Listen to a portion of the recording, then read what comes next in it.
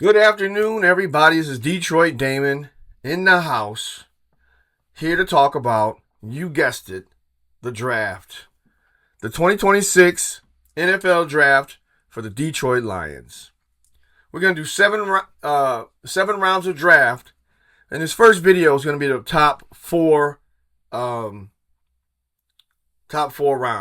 The reason why is because we don't have a third rounder. We lost that third rounder in moving up to get Isaac Tesla, who had a good season. And unfortunately, the Lions did not have a good season overall, 8-8. And the reason why, there's a couple reasons why. Mostly, like it always is, injuries. It's a long season, and some guys were fighting through injuries and playing, and some guys couldn't play. And so, but this draft is going to address all those needs. So the needs we have basically are the needs that, everyone has these needs. They need a offensive lineman, most teams, defensive lineman, most teams, someone in the secondary, most teams. Depending on what free agency is going to hand them, maybe they'll need a new linebacker. We might need a new linebacker. We might need a tight end, another tight end, perhaps. I think we do. So I have that in this draft. But I have us drafting pretty much every position of need. And so hopefully you like this draft, and we're going to get to it. With the first pick in the 2026 NFL draft, I have the Detroit Lions choosing Kayden Proctor, offensive tackle / guard out of Alabama. So this guy, Kayden Proctor, he's 6'7", 360 pounds. He's 21 years old. He runs a 40 and 5'10". So that's pretty good for a man his size. 35-inch arms. He's a really big guy. He's got great movement. He got great athleticism. He made Feldman's Freak List for having 25% body fat at 366 pounds, which is, less body fat than I got. So that's pretty good. Bench press 535, 32-inch vert, 9'3" broad. So this guy, he's an athlete. Now the cons for this guy, the reason why he's not as high on the tackle boards and some have had him slipping inside the guard is because it's hard to move 366 pounds like from a dead stop. So is he too heavy? Can he lighten up a little bit to play tackle? Maybe he can play right tackle. And if Decker decides to retire, Penei Sewell can go to the left. Or can he play guard? Can we put Proctor at right guard or left guard and let him learn and then go to tackle later? So this is a person that I think when you draft in the first 3 rounds, unless you're getting a quarterback for the future, you want immediate impact. You want somebody who can play right now. But you want somebody in the first round like that to have an immediate impact. Look at Nick Umurare, who I wanted us to draft. Perhaps in the first round as a safety or even a small linebacker or star. And he went to the Super Bowl, and he was crazy. He was running sideline to sideline. You want somebody who's going to make an impact right away on your team. That's how you get to the Super Bowl. The rankings for this young man, CBS ranking, he's a 20, ranked 20 as of right now, and Pro Football Focus has him at 25. I think I've seen him higher. Well, I had seen him higher. I think he's kind of slipping a little bit, but that's right where we're at. We're at 17 picking, so that's a good space. And I think once again, some of these guys you say like boom or bust or whatever. If he can play guard, there's no bust in that. I mean, you usually don't draft a guard in the first round, but look at Gray Zabel. Gray Zabel was drafted as a tackle, went to Seattle, moved to guard, and he won a championship. Those 2 guys that were in the draft that made immediate impacts on that team. So that's good drafting.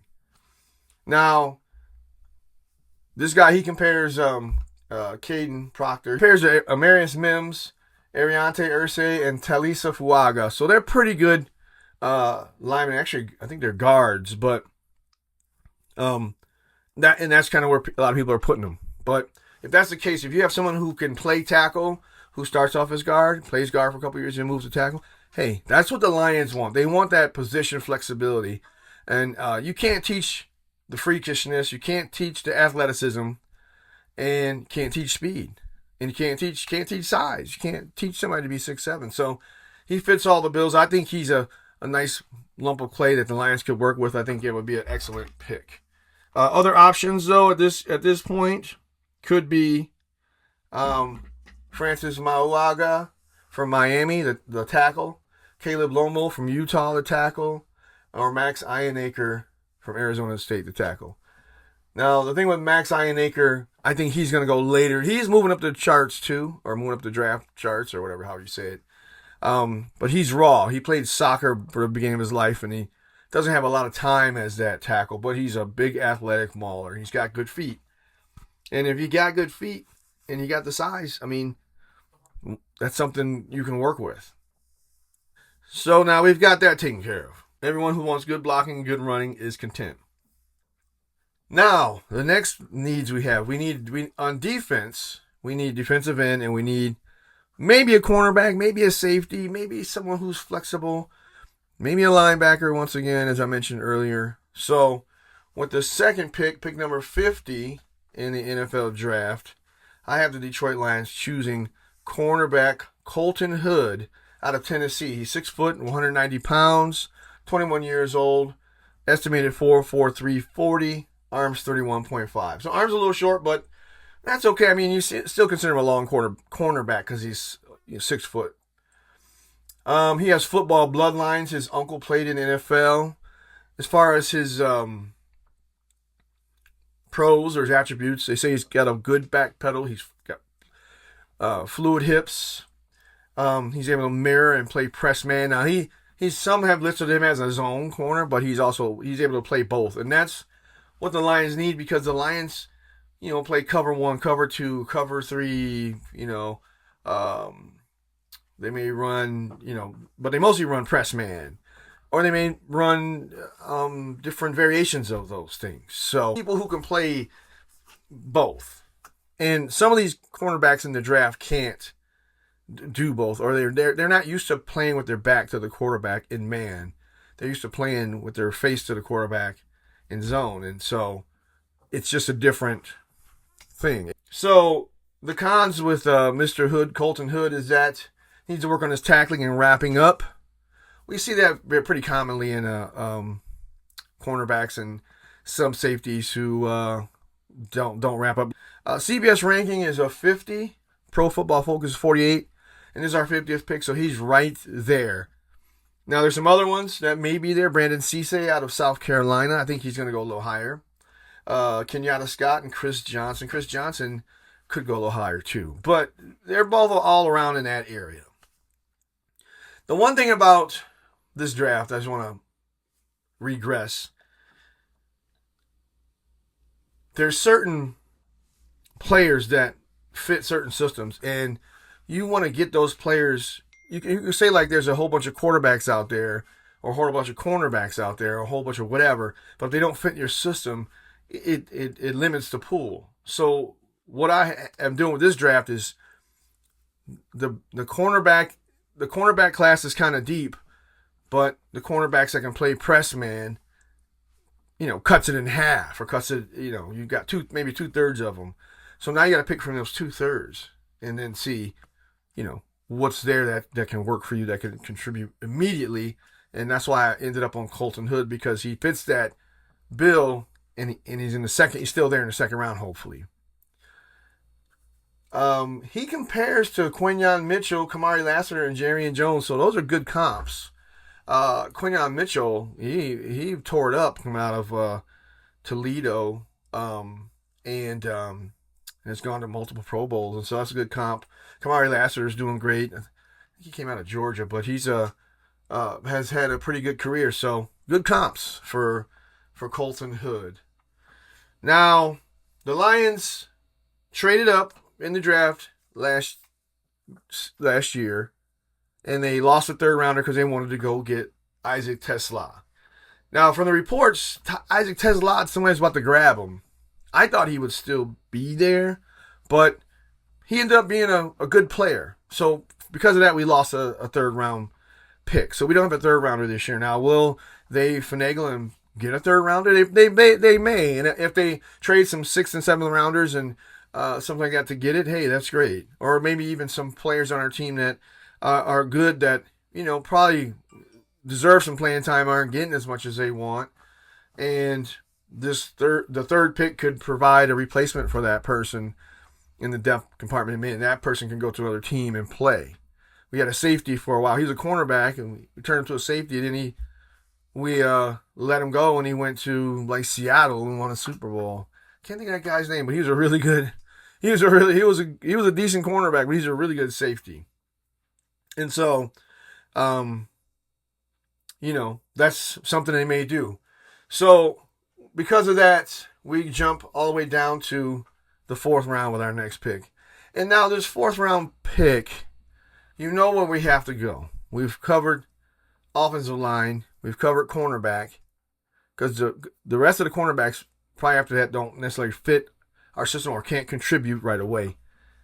Defensive end is very, very deep. And the reason why is because there's like 3 types of defensive ends. There's base 3-4 defensive ends. There's base 4-3 defensive ends. There's your pass rush specialists. And those are sometimes linebackers / defensive ends. And there's a lot of them in this draft.